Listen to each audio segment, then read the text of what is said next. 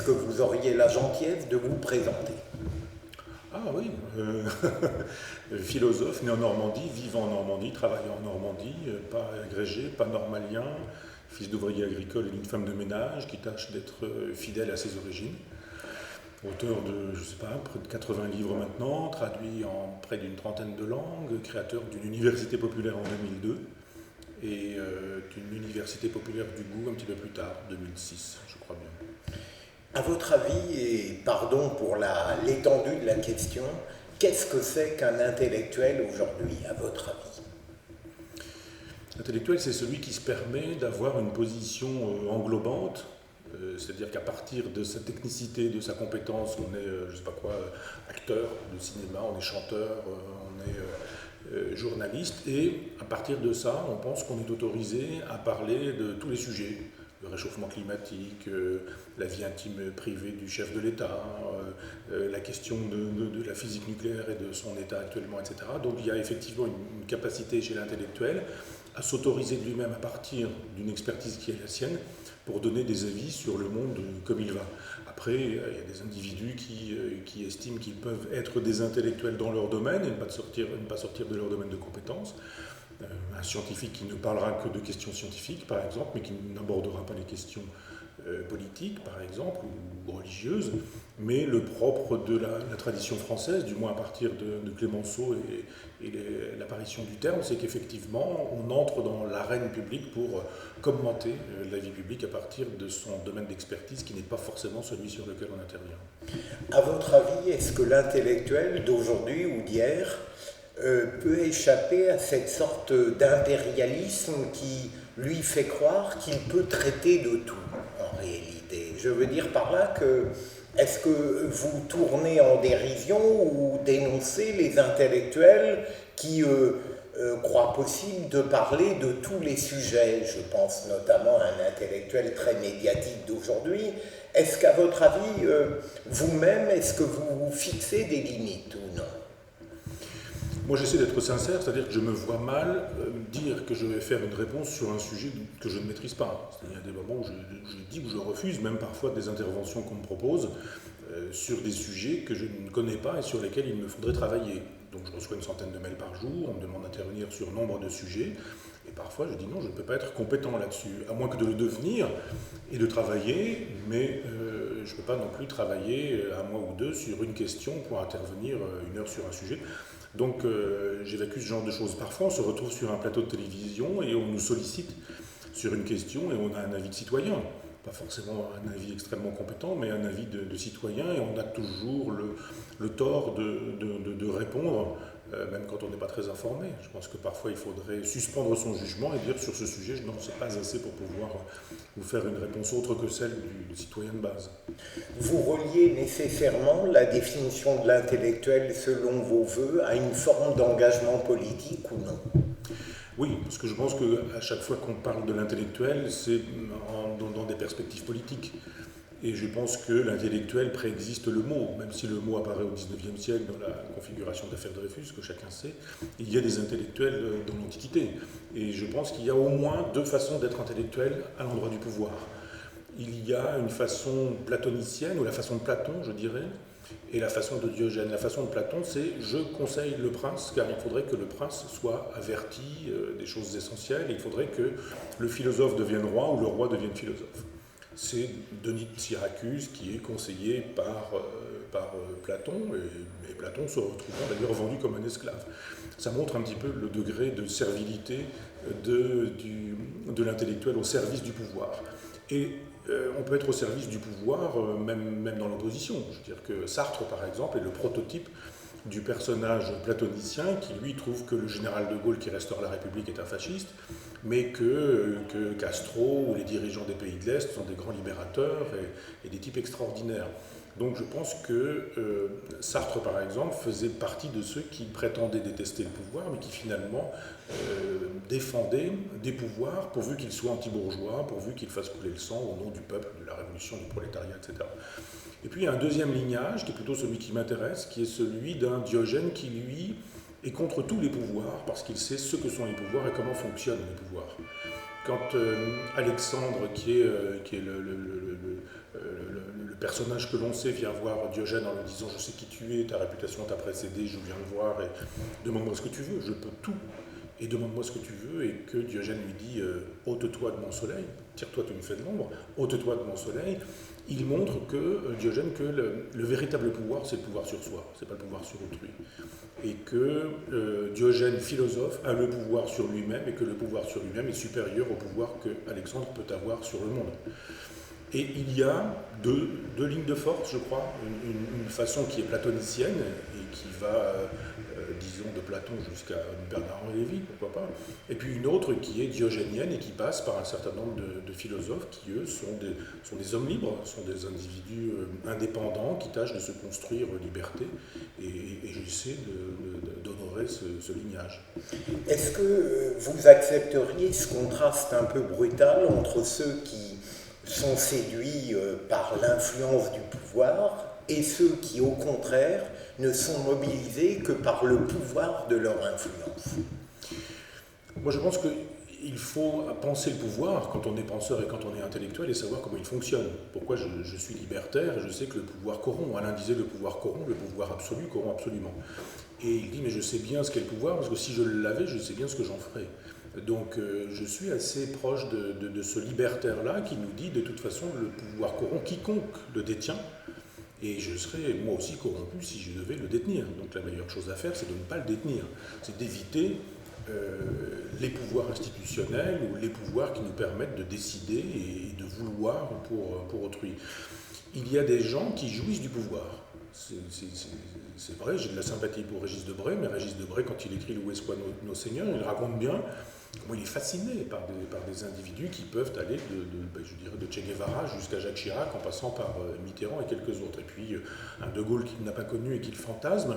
Mais moi, je me méfierais de ces individus-là, dont je sais qu'ils ne sont pas là, je mets le général de Gaulle à part, enfin je sais qu'ils ne sont pas là pour un projet politique ou pour inscrire leur nom dans l'histoire, mais simplement pour inscrire leur ego dans l'histoire.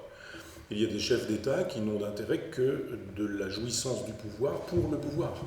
Leur vie entière est consacrée à accéder au pouvoir, et quand ils sont au pouvoir, leur vie entière consiste à rester le plus longtemps et le plus durablement possible au pouvoir. De sorte que l'intellectuel qui conseille ces gens-là ne sert pas à grand-chose. Il sert juste à fournir des éléments de langage, comme on dit, pour rendre possible ce projet pervers qui est accéder au pouvoir, s'y maintenir et jouir du pouvoir. C'est-à-dire le pouvoir comme une fin et pas comme un moyen. Normalement, c'est un moyen. On a le pouvoir pour faire quelque chose. C'est Eusèbe de Césarée qui invente ça avec Constantin. C'est le personnage qui fournit des éléments de langage à l'homme de pouvoir en lui disant on dit ceci, on dit cela, on communique de telle manière, on fabrique des mythes et des mythologies.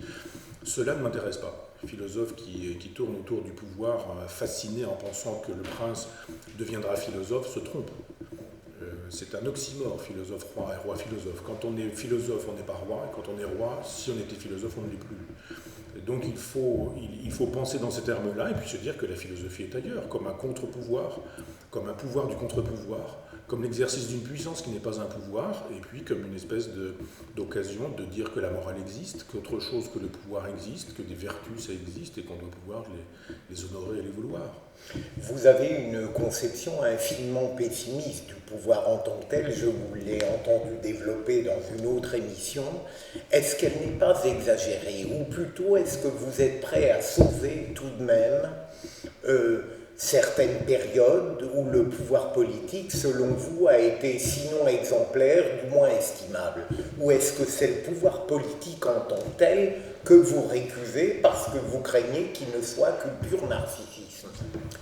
C'est le temps qui m'a fait un peu changer d'avis sur ce sujet-là, parce que quand on lit Le Prince de Machiavel, il fait de l'anthropologie, Machiavel. Il dit voilà, les hommes sont ainsi. Et le vieux dilemme, Corneille ou Racine, les hommes tels qu'ils sont, les hommes tels qu'ils devraient être, c'est un dilemme qui, moi, m'intéresse.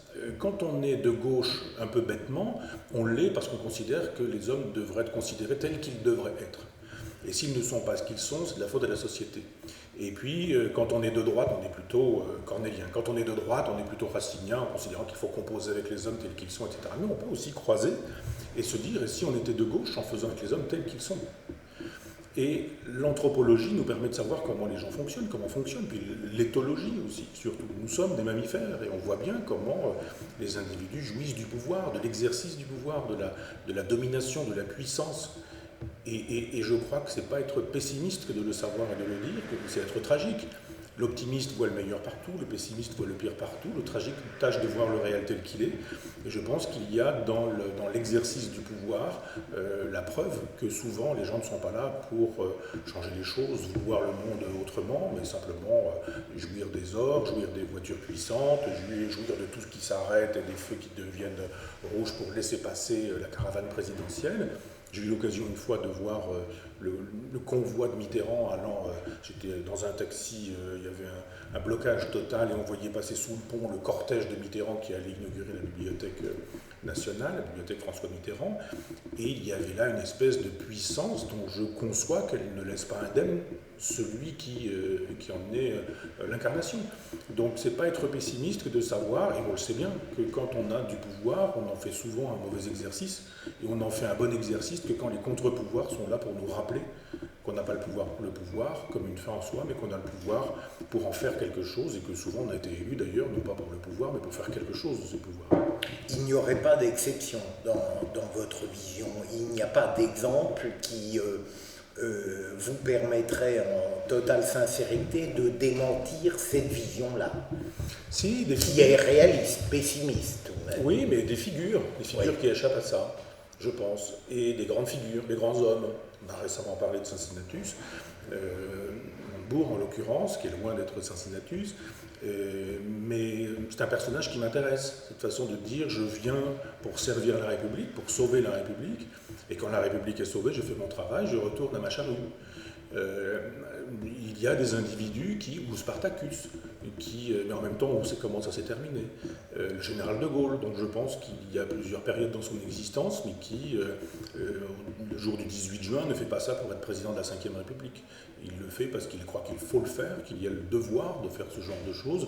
Donc il y a dans l'histoire des individus qui ont la névrose de l'histoire, je dirais, ce que Hegel appellerait le grand homme, c'est-à-dire celui qui fait l'histoire, mais qui surtout est fait par l'histoire, parce que son discours coïncide avec le zeitgeist, je ne vais pas faire le malin, mais je veux dire l'esprit du temps, on n'a pas de mot pour ça, mais il y a parfois des grands hommes qui sont capables, dans l'histoire, de penser qu'ils sont moins que ce qu'ils sont et que leurs idées sont plus que ce qu'ils sont. Les grands héros de la République romaine, par exemple, auxquels je crois. Et donc il y a des subjectivités, il y a des individualités, mais ce sont des exceptions qui ne confirment pas la règle. Vous croyez alors à la force de la personnalité dans l'histoire? Est-ce que ça n'est pas quelque chose qui relève un petit peu d'une vision de droite, là? Vous avez raison, parce que pendant très longtemps, et aujourd'hui encore le logiciel marxiste fait la loi chez les non-marxistes, ce sont les masses qui font l'histoire. Et les individus ne pourraient pas faire l'histoire. Or, on imagine bien que si Hitler était mort d'une infection pulmonaire à 18 ans, le cours de l'histoire aurait été autre. Que peut-être si Hitler était rentré à l'école d'académie où il voulait rentrer, aux Beaux-Arts, il n'aurait pas, etc., etc. Donc on ne va pas faire du chrony ou de politique fiction, mais je crois, moi, à la puissance des individus qui, effectivement, sont capables de faire l'histoire, bien qu'étant fait aussi par eux-mêmes. Et je suis un homme de gauche libre. C'est-à-dire que la gauche peut penser le contraire, et ce n'est pas mon problème. Moi, je pense effectivement que si on reste dans les catégories de gauche, on ne pense pas toujours bien sur un certain nombre de questions. Exemple, la question de la civilisation. Comment peut-on lire le déclin de l'Occident de Spengler quand on est de gauche? L'histoire, entendue comme une morphologie, ça n'est pas pensable, puisque ce sont les masses qui font l'histoire, et qu'on reprend le vieux schéma chrétien, et qu'au bout du compte, il y a la parousie, que c'est la parousie du prolétariat, de la révolution, etc. Où on croit ça, effectivement, les masses font l'histoire et les individus ne font pas l'histoire, et dire des individus qui font l'histoire, ce serait être de droite, où on se dit, mais non, le marxisme a eu un temps de naissance, puis un temps d'existence, et puis un temps d'apogée, puis un temps de décadence, et puis un temps de disparition. On peut ne pas être marxiste, et le schéma marxiste, je n'y souscris pas, parce que on ne peut pas penser la question de la décadence avec le marxisme. Ça n'existe pas, la décadence. Or, la décadence, elle existe. Depuis Hésiode jusqu'à aujourd'hui, il y a eu, jusqu'à Spengler, on n'a pas beaucoup de théoriciens de la décadence aujourd'hui, mais il y a eu des gens qui ont pensé les mouvements de l'histoire et qui ont vu effectivement que la décadence, ça existait. Les civilisations, on le sait, on cite abondamment Valéry en disant « nous autres civilisations savons que nous sommes mortels », mais on ne tire pas la conclusion que si les civilisations sont mortelles, elles peuvent être mourantes, et que nous sommes dans une civilisation mourante. Comment peut-on penser cette civilisation mourante qui est la nôtre quand on est enfermé dans les catégories de la gauche, d'une certaine gauche. On ne peut pas. Donc moi je pense que quand la droite a des bonnes idées, eh bien les idées sont bonnes. Elles ne sont pas forcément des idées de droite. Et quand la gauche a des mauvaises idées, elles sont mauvaises, bien qu'étant de gauche.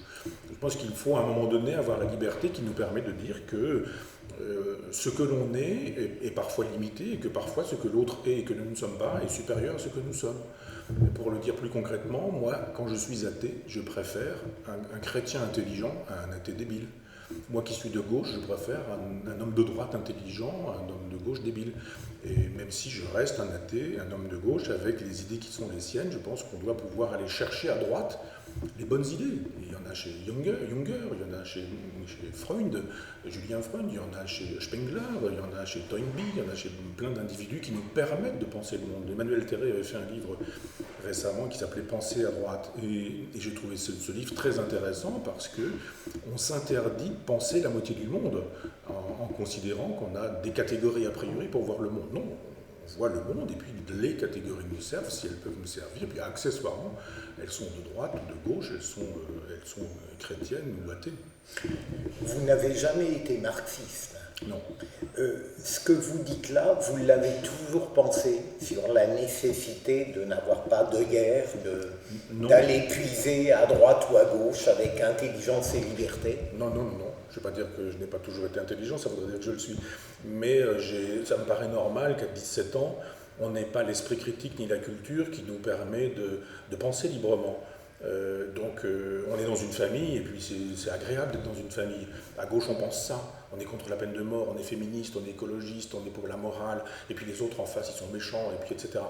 Donc oui, à 17 ans, j'étais pas marxiste, mais j'étais libertaire, ce que je suis toujours. J'essaie d'être un homme libre, à gauche.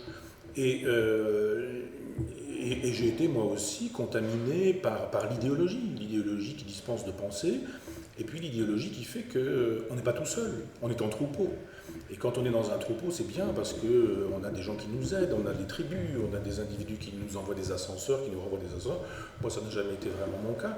Mais il y a juste un moment où on se dit, mais qu'est-ce que c'est que cette façon de faire qui fait que, indépendamment de l'exercice de la pensée, je devrais déjà avoir une idée, parce qu'à gauche, on est pour la théorie du genre, par exemple, et qu'à droite, on est contre. Non, je trouve très bien qu'on puisse dire, à droite, ils pensent ce qu'ils veulent, à gauche, ils pensent ce qu'ils veulent, mais moi, je pense ça. Et Nietzsche dit qu'il faut se créer liberté. Et de fait, il a raison, on n'est pas libre du verbe naître et du verbe être, on le devient. Et je ne suis pas devenu libre, encore qu'il me faudrait encore travailler pour l'être plus et mieux, mais je l'étais moins quand j'avais 17 ans, quand j'avais 20 ans, quand j'avais 30 ans. Et il y a un moment où quand...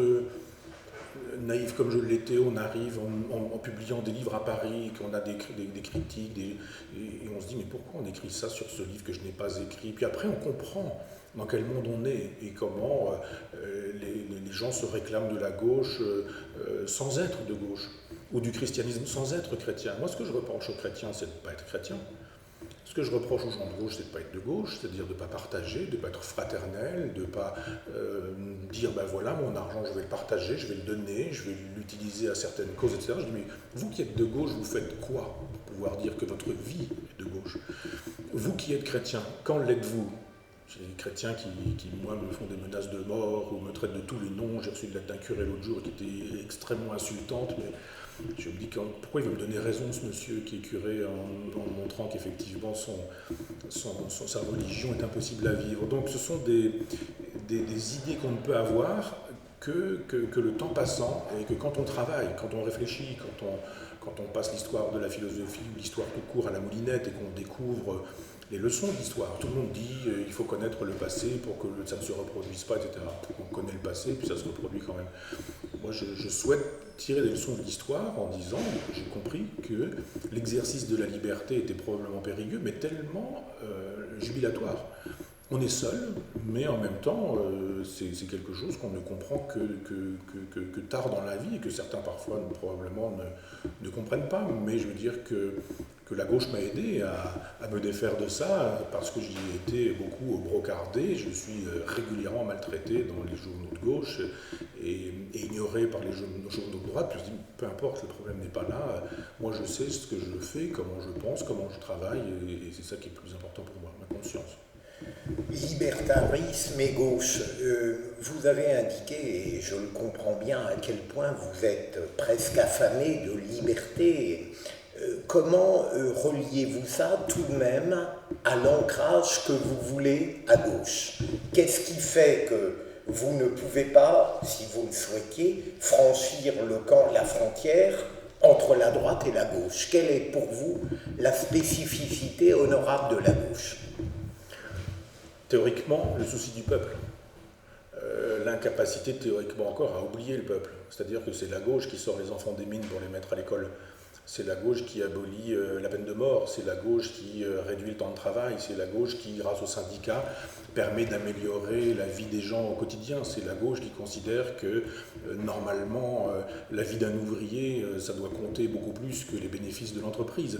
C'est la droite qui, en face, nous dit que, oui, d'accord, les ouvriers c'est bien, la paye des ouvriers c'est bien, mais qu'en fait, il y a la machine économique, qu'il y a la compétitivité, il y a, etc., etc. Je pense qu'il y a un souci de l'homme, théoriquement encore, à gauche qu'il n'y a pas à droite. Il y a une espèce d'aspiration à gauche aussi à l'idéal, alors qu'il y a un hyper-pragmatisme à droite. À droite, on nous dit le réel est ainsi fait, on ne changera pas le monde, donc voilà, on a l'éthique de responsabilité sans l'éthique de conviction. À gauche, on a souvent l'éthique de conviction sans l'éthique de responsabilité. Et moi, ce qui m'intéresse, c'est l'éthique de conviction et l'éthique de responsabilité. Quand Bergson disait qu'il fallait penser en homme d'action et agir en homme de pensée, je me suis dit, voilà une phrase magnifique. C'est-à-dire, c'est bien l'idéal de gauche, mais est-ce que c'est praticable? Si ça n'est pas praticable, eh bien, il faut être pragmatique. Voilà pourquoi moi j'aime Proudhon. Mon idéal, c'est Proudhon, c'est la mutualité, c'est la coopération, c'est le mutualisme, c'est la possibilité d'avoir des contrats où le pouvoir est négocié, renégociable, etc. Et pourquoi, en face, à droite, je pense qu'il y a un cynisme, il y a un culte de l'argent, il y a une espèce de célébration du libéralisme comme horizon indépassable. Voilà pourquoi, pour moi, une grande partie de la gauche est de droite. Et pourquoi parfois une partie de la droite est de gauche. Une espèce de façon, un chiasme qui fait qu'aujourd'hui, quand on a le souci du peuple, quand on a le souci du salaire moyen, quand on apprend qu'aujourd'hui un nombre considérable de gens vivent avec 5 € par jour pour manger, ça n'est jamais la droite qui se soucie de ces gens-là. Jamais on dira, mais c'est inadmissible que de notre civilisation, où il y a de la dépense, du gâchis, où les gens se comportent comme ils se comportent, il y ait des gens qui doivent vivre avec 5 € par jour. Normalement, c'est la gauche qui s'occupe de ces gens-là en disant c'est inadmissible, ça ne doit pas avoir lieu, il faut faire des choses pour ces gens-là. C'est donc ma famille, malgré moi, pour parodier un peu Camus, en disant oui, c'est effectivement l'endroit où on a le souci des pauvres, des oubliés, des ouvriers, des gens modestes. Et quand c'est la droite qui a ce souci-là, moi, la droite me convient. C'est-à-dire quand c'était le général de Gaulle, ça m'allait. Et je préférais, par exemple, un Philippe Séguin qui avait la fibre gaulliste et sociale au RPR, à Rocard ou à l'aile droite du Parti socialiste qui nous disait moderniser la technique, la compétitivité européenne, etc. etc. Donc j'aime le peuple, j'en viens, j'espère lui être fidèle et je pense que souvent la droite maltraite le peuple. Et normalement, théoriquement, la gauche devrait se soucier du peuple, même si dans l'histoire, nombre de gauches ont maltraité le peuple. La gauche, finalement, est du côté des vaincus de la vie, non? C'est ce que je crois comprendre. Oui, vous avez absolument raison. C'est une bonne synthèse. Je crois effectivement que les victimes du libéralisme, personne ne pense à elles, et moi j'ai ce souci-là. Et je ne pense pas qu'avec les appareils, avec les histoires de partis, les gens qui parlent à gauche aujourd'hui soient vraiment soucieux de ce petit peuple-là. Comment, Michel Onfray, parvenez-vous à concilier votre souci du peuple, et je ne le discute pas une seule seconde, avec le surgissement de l'institution que vous êtes devenue?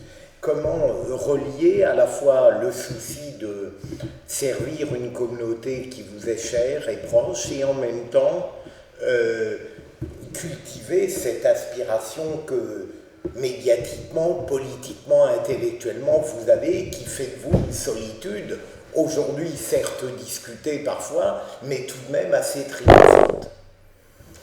Ça, c'est votre lecture, institution, je ne sais pas, je suis un homme libre, vous savez, on court après l'argent pour faire fonctionner une université populaire dans laquelle je suis bénévole. On n'est pas soutenu, on n'est pas aidé. Institution, je ne sais pas trop ce qu'il faut entendre par là. Pardon, je déroge à moi. Je voulais dire, vous êtes perçu aujourd'hui comme quelqu'un qui est inévitable, je veux dire dans le bon sens du terme.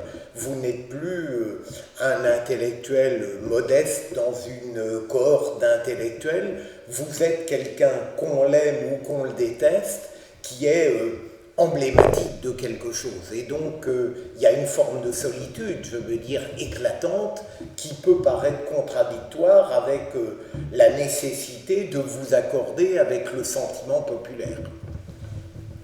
La solitude, ça c'est sûr, oui. Je ne suis d'aucune caste, soutenu par personne, il n'y a pas de gens qui me soutiennent et qui... Enfin bon, peu importe, on ne va pas rentrer dans ce détail-là. Mais la solitude n'empêche pas d'être fidèle au peuple, au petit peuple. Moi j'ai des souvenirs de pauvreté à la maison. Ma mère retournant un porte-monnaie, une petite pièce de l'époque du maréchal Pétain et avec la francisque qui tombait sur la table. Et dit on n'a plus d'argent, on n'a plus de quoi acheter de la viande. On mangeait des patates jusqu'à la fin du mois et on était vers le 15. On ne mangera pas de viande, on n'a jamais pris de vacances, de week-end, on vivait dans 17 mètres carrés à 4 personnes. Enfin à l'étage il y avait une chambre de 17 mètres carrés aussi, mes parents, mon frère et moi. On n'est jamais allé à l'hôtel, on n'est jamais allé au cinéma, au théâtre. Donc je me dis, il y a encore des gens comme ça. Et je ne savais pas ce que je deviendrais. Moi, je voulais être chauffeur de train, donc voilà, je ne me suis pas dit que je deviendrais un jour philosophe, etc. Mais je me souviens bien m'être dit que quoi qu'il arrive de ce que je deviendrais, ignorant ce que je deviendrais, je me suis dit, je n'oublierai jamais ça.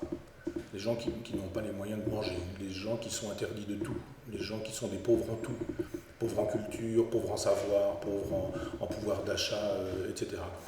Donc, je suis seul parce que je suis seul avec moi-même, avec mon enfance, avec mon adolescence, avec mes souvenirs, avec la mémoire de mon père, que j'ai beaucoup aimé, qui est décédé il y a 4 ans, mais en présence de mon père toujours. C'est-à-dire que cette solitude fait que je me dis, peu importe qu'on dise ce qu'on dit de moi, j'ai le droit à tout et le contraire de tout.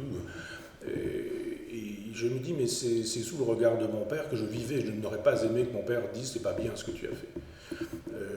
Donc on n'est pas si seul que ça quand on est deux. Et que même quand l'autre est mort, il y a là quelqu'un qui compte comme un homme de droiture, de rectitude et de morale. Alors il y a la solitude, mais en même temps, j'aime bien Cyrano de Bergerac. Moi je trouve que le panache c'est intéressant, que le bateau coule, mais qu'il faut, alors que le bateau coule, faire ce à quoi on croit, même si ce n'est pas nécessaire parce que ça ne changera pas grand-chose au monde, mais de se dire, au moins par mois, il n'y aura pas eu d'augmentation de la négativité, du mal, de la méchanceté, et j'aurais fait ce que j'ai pu, et si chacun avait fait dans son coin ce qu'il a pu, peut-être que les choses auraient pu se passer autrement. Donc solitude oui, mais en même temps ça n'interdit pas qu'on partage avec ceux qui ne sont plus là et qui ont compté pour nous, et qu'on se dise, je reçois une centaine de mails par jour, et Dorothée qui m'accompagne dans cette aventure autant, et on répond à chacun, et je sais qu'il y a des gens qui me disent, je vous ai écouté, je vous ai entendu, j'ai lu un livre, 2 livres, 3 livres, ça m'a changé ma vie, etc.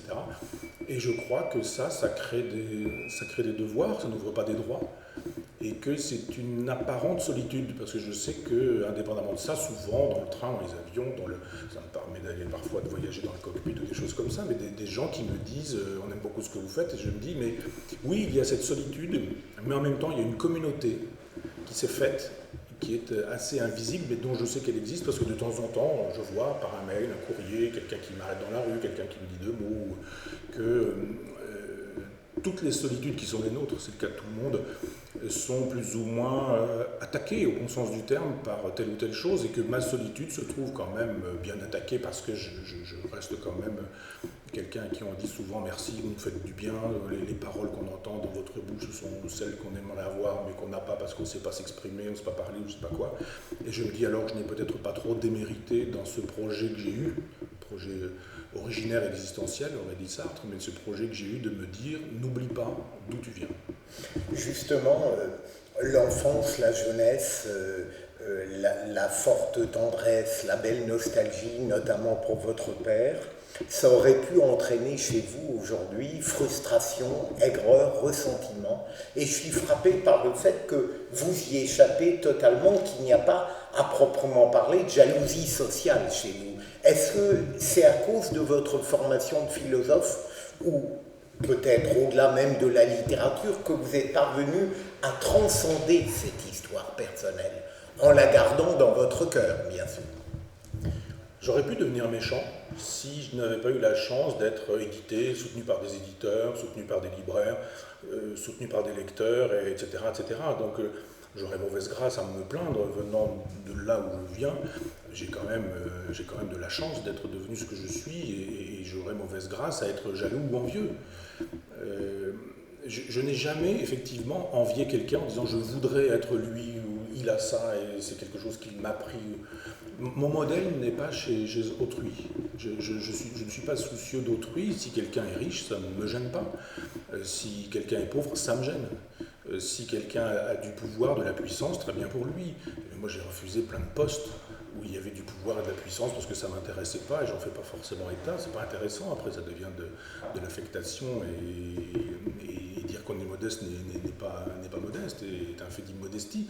Donc ça, c'est mon affaire. Et moi, je sais que dans mon existence, ça n'est pas autrui qui est la mesure de moi-même. Et donc, en ce sens, autrui n'étant pas la mesure de moi-même, il n'y a aucune raison que je jalouse, que j'envie, etc. Mais je dois avouer que quand j'étais jeune auteur, quand j'écrivais des livres qui n'étaient pas publiés, que je les envoyais, qu'on me renvoyait des lettres en me disant les choses habituelles, j'ai expérimenté le ressentiment en disant mais pourquoi eux, pourquoi pas moi? Et je me suis dit mais ce sont deux choses différentes. Je me dis mais pourquoi pas moi c'est une chose, mais pourquoi eux? Eux ne sont ni coupables, ni responsables, ni ceci, ni cela. Et j'ai pu ressentir, j'avais 22, 23 ans, quelque chose comme ça, une espèce d'injustice. Et j'ai touché du doigt quand même cette espèce de passion triste qui est la jalousie, l'envie. Ça ne m'a jamais rendu méchant, j'ose espérer, mais combatif, mais pas méchant. Je pense pas être dans le ressentiment, mais je suis dans la mémoire. Je pense que le ressentiment, c'est la mémoire dont on ne sait pas se défaire, ou c'est la mémoire dont on ne sait que faire. Et j'aime avoir la mémoire de mon passé, mais je ne vais pas être jaloux ou envieux des trajets des autres. L'important, c'est son trajet. On ne réussit pas son trajet en jalousant le trajet des autres. Est-ce que, au fond, vous avez, comment dirais-je, votre carrière, si j'ose ce terme, a réellement démarré sur le plan éditorial, je crois, avec le traité de la théologie que vous avez écrit? Est-ce que ce que vous avez écrit là, ce que vous avez pensé, est-ce que ça vient surtout d'une réflexion philosophique ou bien est-ce que les expériences de votre vie, et notamment je crois que vous avez été professeur pendant quelque temps dans une école catholique, est-ce que c'est ce mélange-là qui a conduit Michel Onfray à écrire ce livre-là, ce traité? Non, parce que quand Jean-Marie Le Pen est arrivé, au pouvoir, au deuxième tour des présidentielles, je me suis dit, il y a quelque chose à faire quand même pour empêcher ce genre de choses, mais pas dans la haine, pas dans le mépris. Les intellectuels qui avaient renoncé à la gauche et qui avaient fait monter le Front National pour des raisons politiques, politiciennes, se retrouvaient avec ce genre de choses. Je disais, mais vous êtes un peu responsable et coupable. Moi, je ne me sens pas responsable ou coupable parce que ça fait des années que je dis que la gauche a renoncé à être de gauche et que quand on n'a plus le souci du peuple, le peuple il va vers celui qui dit moi j'ai le souci de vous. Donc ce qui me gêne, c'est pas le Front National, c'est ce qui rend possible le Front National. Et quand j'ai créé l'université populaire, je me suis dit, bon, moi j'ai pas eu envie d'être prof de fac, on me l'a proposé, quand j'ai soutenu ma thèse, ma directrice de thèse me l'a proposé, j'étais prof dans un lycée technique privé, et je suis resté 20 ans dans ce lycée où j'étais payé par l'État, où j'enseignais les programmes d'État, et où j'étais inspecté par un inspecteur d'État, et où on m'a jamais demandé de faire du catéchisme en cours. Donc, et j'ai démarré cette université populaire en me disant, je ne fais pas ce qui se fait à l'université, mais je veux faire autre chose. Et je me suis dit, une espèce de contre-histoire, des philosophes qu'on n'enseigne pas, ou des philosophes qui, quand on les enseigne, se trouvent mal enseignés parce qu'il y a des strates depuis des années de gens qui se sont glosés et qui ont entreglosé et on ne va plus voir les textes. Et je me suis proposé ça comme méthode. J'ai démarré, vous pourrez regarder chronologiquement, ça certifie, ça illustre ce que je dis, c'est-à-dire j'ai démarré avec les présocratiques, et puis j'ai avancé. Et puis il y a des moments où, dans l'histoire, je me suis trouvé avec des blocs d'histoire qui sont devenus des choses de plus en plus importantes, c'est-à-dire la fin du monde antique, la naissance du christianisme. Je me dis, il faut faire rentrer ça dans mon cours, et puis d'un seul coup, ça devient un truc de plus en plus important, et je me dis, bon, je ne peux pas faire un cours entier là-dessus, et je développe, ça devient un livre. Et je présente ça à mon éditeur qui me dit, l'athéisme, ça va bien, ça sent l'eau bénite, la Troisième République, c'est pas la peine, c'est pas porteur, de toute façon, si on te dit non, tu iras le faire ailleurs, donc fais-le ici. C'est-à-dire qu'il y a eu beaucoup d'enthousiasme chez l'éditeur de ce livre, et j'ai fait ce livre, vous avez raison, ça a été un succès de librairie. Alors là a commencé effectivement la haine, la méchanceté, la calomnie. Je pensais, la vie catholique disait que j'étais le penseur, le maître à penser du Front National, de la Nouvelle Droite, d'Alain de Benoît, enfin bon, et plein d'autres choses, menaces de mort, enfin bon. Et puis j'ai continué. Et quand j'ai écrit des choses sur les gnostiques licencieux que personne ne connaissait, ou les frères et sœurs du libre esprit que personne ne connaissait, personne ne s'est excité là-dessus. Puis j'ai continué. Et puis quand j'ai dit que Montaigne n'avait jamais écrit des essais et qu'il les avait dictés, puisqu'il le dit à 3 reprises dans les essais, et que ça structure autrement la pensée de Montaigne, ça n'a jamais gêné personne. Et puis quand j'arrive à Freud, et que j'utilise exactement la même méthode, lire l'œuvre complète, dans l'ordre chronologique, avec les correspondances et en croisant avec les biographies, et là je propose cette méthode, on découvre autre chose. D'abord, c'est beaucoup de travail, c'est beaucoup de lecture. Et je dis, j'y vais, moi, ça ne me gêne pas de faire ce travail-là. Et quand je découvre l'imposture freudienne, je me dis, mais c'est considérable. Et donc là, c'est pareil, ça devient un gros livre. Et il y a eu donc le traité de la théologie, il y a eu le livre sur Freud, puis il y a eu le livre sur Camus, parce que je voulais faire un petit texte sur Camus et la politique, et puis j'ai découvert les vilainies de Sartre, écrire dans des journaux collaborationnistes en 1941, puis en 1944, pistonner Simone de Beauvoir pour travailler à Radio Vichy, ces gens-là qui sont des consciences de la gauche, le pacte germano-soviétique qui fait que les communistes sont pendant 2 ans main liés avec la politique d'occupation, Guy Moquet qui distribue des tracts pacifistes dans le sens collaborationniste et pas de résistance, qui se trouve fusillé plus tard comme otage mais pas comme résistant, enfin toute cette espèce de mythologie que j'intègre dans mon Camus, et hop, d'un seul coup, polémique sur Camus, les Sartriens y vont, etc. Donc les chrétiens y sont allés, les freudiens y sont allés, les Sartriens y sont allés, ça fait du monde. Et à chaque fois, ça fait du buzz, comme on dit. Et là, quand je parle de mon livre sur ça, on me dit, alors c'est qui la prochaine victime? Et je dis, mais pourquoi victime? Je vous ferai remarquer que dans cette contre-histoire de la littérature, j'ai écrit un livre sur Cervantes, vous ne m'avez jamais invité. Ça s'appelle Le réel n'a pas eu lieu. Là-dessus, vous ne m'avez pas invité. Sur ça, tout le monde veut m'inviter. Et je dis, mais moi, je fais mon travail, et s'il y a des moments où l'actualité se trouve plus intéressée par mon travail, eh bien, ces problèmes de l'actualité, ce n'est pas mon problème à moi, parce que moi, je n'ai pas une prochaine victime. Je travaille. Et là où je travaille, je découvre des choses que peut-être les autres ne trouvent pas parce qu'ils ne travaillent pas beaucoup. Et que c'est facile de passer sa vie à être bien payé au CNRS ou comme prof pour travailler sur une petite œuvre complète et sur une question chez un auteur. Et on peut être spécialiste de la politique de Montaigne et passer sa vie sur ce sujet-là. Moi, je me suis dit, je prends 25 siècles et puis on y va pour les œuvres complètes. Donc évidemment, ça peut créer des jalousies, des envies, des envieux. Les gens qui ne travaillent pas disent qu'on travaille mal, voire qu'on ne travaille pas, enfin, l'ordre normal des choses. Mais est-ce que, précisément, votre souci de lucidité, de vérité, d'aborder l'œuvre complète, créer les livres que vous avez cités, est-ce qu'il n'y a pas tout de même, Michel Onfray, au fond de vous, une exigence de provocation, parfois d'ailleurs utile? Est-ce que vous n'avez pas l'envie d'être un iconoclaste dans un monde qui finalement est très conformiste, même dans le milieu intellectuel? Est-ce qu'il n'y a pas peut-être cette légère tentation de prendre assez systématiquement le contre-pied, notamment au sujet de gloire que vous estimez usurpée? Non, je vous redis que j'ai fait une vingtaine de livres aux éditions Galilée, j'ai fait une dizaine de livres sur des peintres contemporains, des artistes vivants, dont je dis du bien, et jamais on a fait un seul article dans la presse. Jamais je n'ai été invité dans une grande émission pour parler d'Ernest Pignon-Ernest, de Valerio Adami, de Vladimir Velikovic, des gens sur lesquels j'ai écrit des livres, Garouste, enfin, etc. Parce que ça n'intéresse pas le système médiatique. Alors évidemment, comme on me présente sans cesse comme celui qui est contre, et avec le malentendu de la contre-histoire de la philosophie, mais je dis, parfois on me dit, mais votre histoire de la contre-philosophie. J'ai écrit un anti-manuel de philo, et on me dit, votre manuel d'anti-philosophie. Je dis, non, c'est un anti-manuel, et c'est par antiphrase, parce que l'anti-manuel est un manuel, la contre-histoire est une histoire, bien sûr. Et je dis aussi beaucoup de bien, c'est-à-dire que quand je dis du mal de Sartre, c'est parce que je dis du bien de Camus. Quand je dis du mal de Freud, c'est parce que, et encore, quand je dis du mal, j'utilise l'expression que les gens utilisent, mais on ne dit pas du mal de Freud quand on dit qu'il a collaboré avec les nazis pour que la psychanalyse puisse continuer à exister. On ne dit pas du mal de Freud quand on dit qu'il a fait une dédicace élogieuse à Mussolini. On ne dit pas du mal de Freud quand on dit qu'il a inventé des cas qui n'ont jamais existé, etc. etc. Enfin bon, mais c'est pour dire du bien de Reich, de Fromm, de toute la psychanalyse, de la gauche freudienne, dont on ne parle jamais. Donc on oublie toujours que si on regarde sous un angle, effectivement, ils sont contre, mais ils sont aussi et surtout pour. J'ai pas fait, quand on m'a invité sur Camus, on m'a dit votre livre contre Sartre. J'ai dit non, c'est un livre pour Camus. Je m'étais promis au départ avec ce livre sur Camus de ne pas parler de Sartre, et c'est impossible, puisque Sartre a fusillé la vie et l'œuvre de Camus, et l'œuvre de Camus aujourd'hui, elle est pensée encore avec les œillères de Sartre, même chez ceux qui ne sont pas sartriens.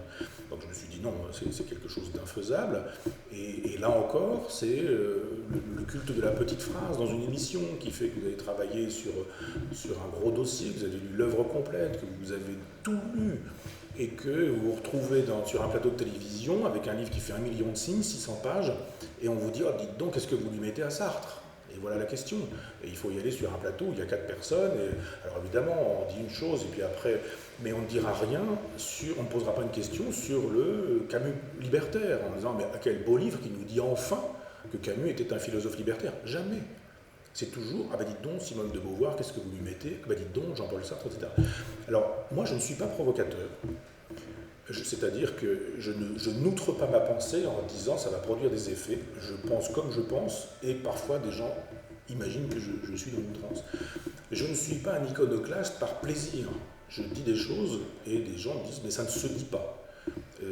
C'est pas ça, vous avez tort sur Freud, vous avez tort sur Sartre, vous avez tort sur Camus, vous avez tort sur la théorie du genre, vous avez tort sur... Parce que c'est ainsi qu'il faudrait penser si on est un philosophe, si on est un homme de gauche, si, etc. Je dis, mais laissez-moi penser. Et après, si vous pensez que je pense mal, c'est votre affaire, mais c'est pas mon problème. De sorte que mon problème est moins d'être dans la provocation ou d'être iconoclaste que d'être crédible. C'est-à-dire que quand les gens entendent ou lisent, m'entendent ou lisent un de mes livres, ils se disent, il a travaillé, il a des arguments, il dit probablement des choses, on va aller y voir. On ne va pas se contenter de YouTube, de la télévision, ce genre de choses. C'est mon inspiration, c'est évidemment pas souvent le cas, parce qu'on lit de moins en moins et qu'on regarde de plus en plus YouTube. Vous avez heureusement, Michel Onfray, encore de très longues années à vivre.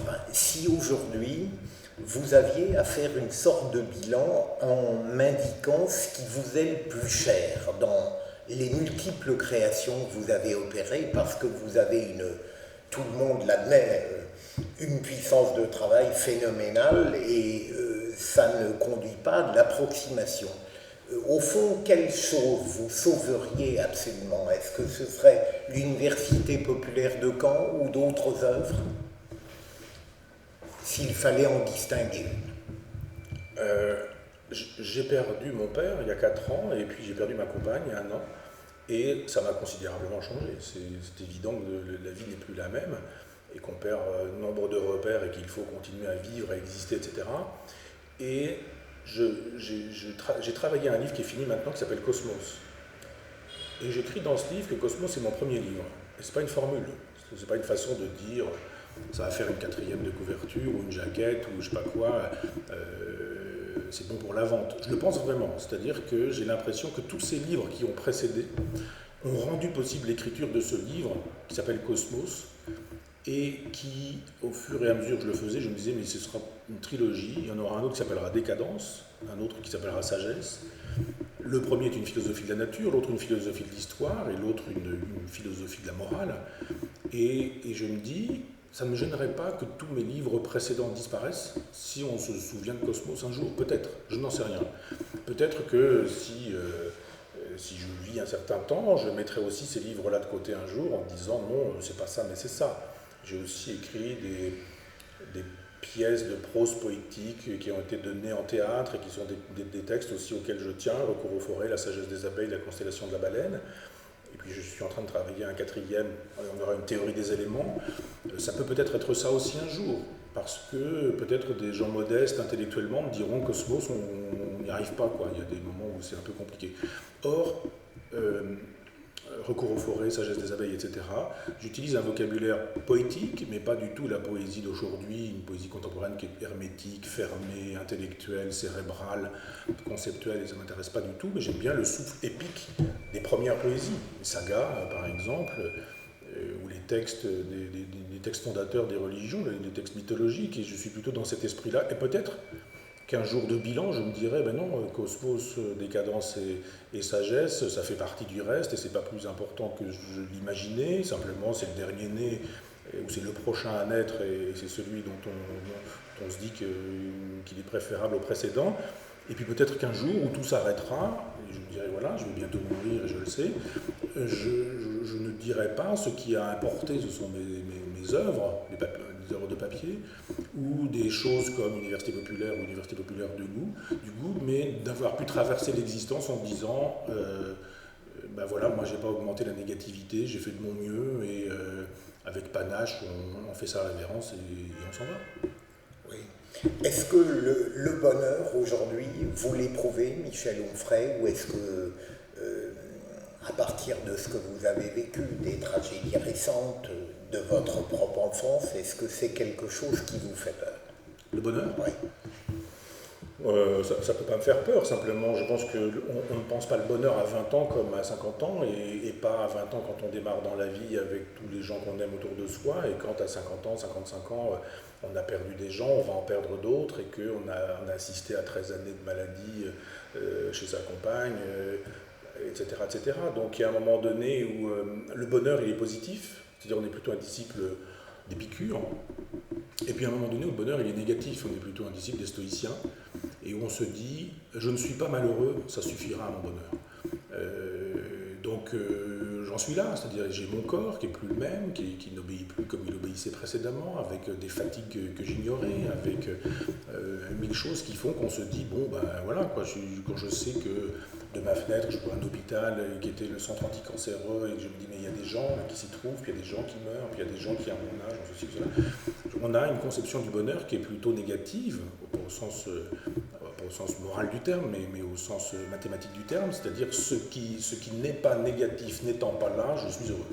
Je ne suis pas malade, je ne suis pas souffrant, je ne suis pas dans une pénurie de quelque chose, donc ça va. Et en ce sens, on se dit je suis heureux, et je ne suis pas seul, et ça suffit pour le bonheur. Maintenant que le bonheur redevienne autre quelque temps plus tard, peut-être, mais je n'ai jamais vraiment su me projeter dans le futur. Le présent me suffira. Vous avez été, je dirais, le chantre sur le plan conceptuel de l'hédonisme. Est-ce que vous seriez choqué si je vous disais que j'aime beaucoup votre hédonisme parce qu'il est grave et pas léger du tout? Vous me faites plaisir parce que c'est toujours un malentendu d'associer une œuvre, un travail, une pensée, une série de livres à un mot, qui lui est un mot connoté dans notre configuration négativement. C'est-à-dire c'est le consumérisme.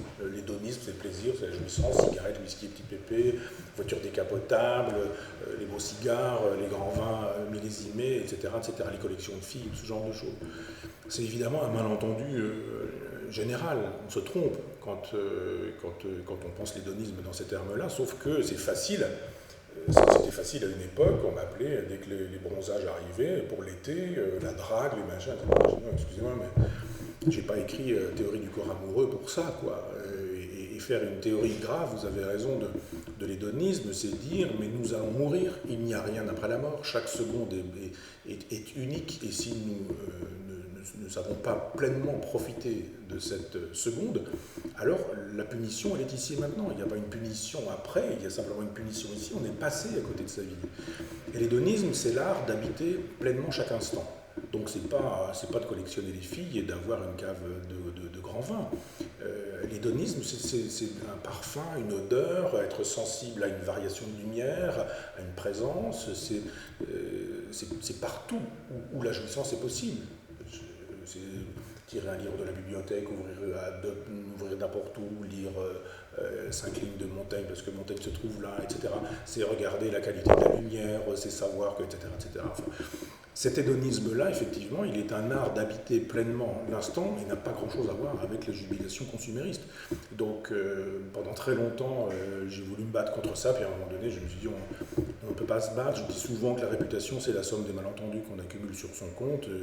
L'un des malentendus, c'est que le chantre de l'hédonisme, c'est immanquablement le personnage qu'on voit au bain-douche, ce qui s'est dit dans certains journaux à une époque. On ne sait même pas où sont les bains-douches, et je croyais vraiment que c'était des douches. Donc, non, cet hédonisme trivial qu'on a associé à mon travail, il a correspondu un temps, mais je pense qu'il y a aussi 12 années d'université populaire et que les images changent aussi, et les gens qui veulent savoir savent qu'on ne peut pas m'attacher cette étiquette-là si on ne fait pas comme vous le faites, fort gentiment, fort aimablement et fort justement, en associant le tragique à cet hédonisme-là.